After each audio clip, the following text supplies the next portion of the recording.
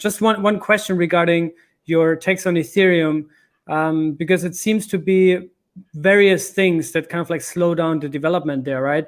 I think a lot of people have been really excited about the ETH2 merge and kind of like this transition coming to life, but it sounds from what you're saying that there's still a long list of things that needs to be done and resolved to get to this point, right? So do you think that this slowdown is because there's too many stakeholders within Ethereum, that it's already too big kind of like to move, similar to maybe what Bitcoin would slow down the development on Bitcoin?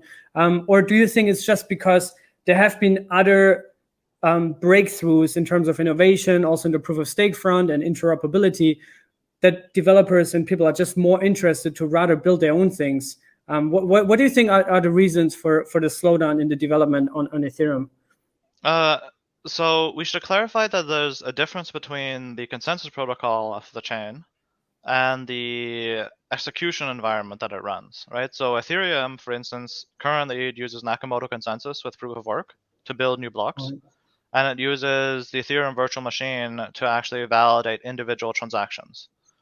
After the merge, it's going to use Gasper with proof of stake for producing blocks, and it'll use still the same Ethereum virtual machine for processing transactions. The merge happening doesn't really change anything about the Ethereum virtual machine and its limitations and the associated downsides with it. Sure, it introduces, this new consensus protocol that will presumably allow you to run your blockchain with much less energy requirements, which is good.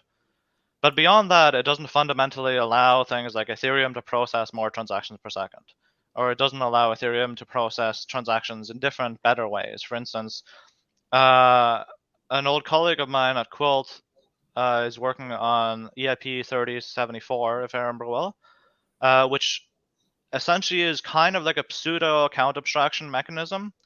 It allows you to execute arbitrary code prior to a transaction being valid or not.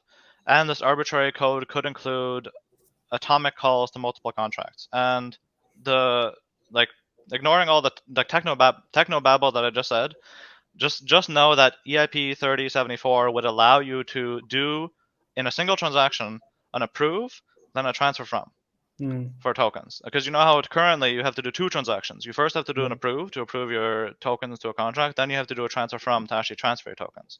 With EIP 3074, you could do that in one transaction, an approve and a transfer from atomically.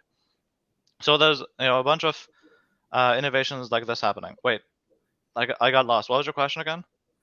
Regarding the slowdown on the Ethereum. The slowdown. Okay, yeah. So, so the merge will change the consensus protocol to Gasper through a stake, but it won't change the execution environment. And fundamentally, the execution environment, for example, in Bitcoin, the execution environment is Bitcoin script, and they have some UTXOs. The consensus protocol is Nakamoto consensus. Ethereum uses Nakamoto consensus, but uses the Ethereum virtual machine for execution. And that's why it's so interesting. Not because it uses the same consensus protocol or even a different one. It's just so exciting, and it has so many new applications because it uses a different execution environment, because it uses a different virtual machine. And if you change the consensus protocol to Gasper, but keep the virtual machine the same, you're not really doing anything, ultimately. Like, you're cutting, I guess, the cost of running the consensus protocol, so I guess more Ether is going to be burned. People are excited for a number to go up. But fundamentally, you're not fixing any of Ethereum's problems, because the energy burn it's a minor thing in the grand scheme of things, in terms of what Ethereum's issues are. So that's kind of the core, is that you want to upgrade the execution environment, not the consensus protocol. Okay, so now the question is, why is it so slow? That's a very hard question. I don't actually know if I have a good answer to that, because governance is a hard problem. The way Ethereum governance works is nebulous. You have the all-core devs, you have many different stakeholder parties, you have coin holders, you have exchanges, you have application developers, you have wallet developers. They all have to coordinate. Maybe it's because there's a large number of them. Maybe it's because some parties wield more power and don't want to be woken up in the middle of the night because the protocol changed and they have to fix the bugs if there's bugs in there. There's various considerations, and I don't know if I have a good answer for why things slow down.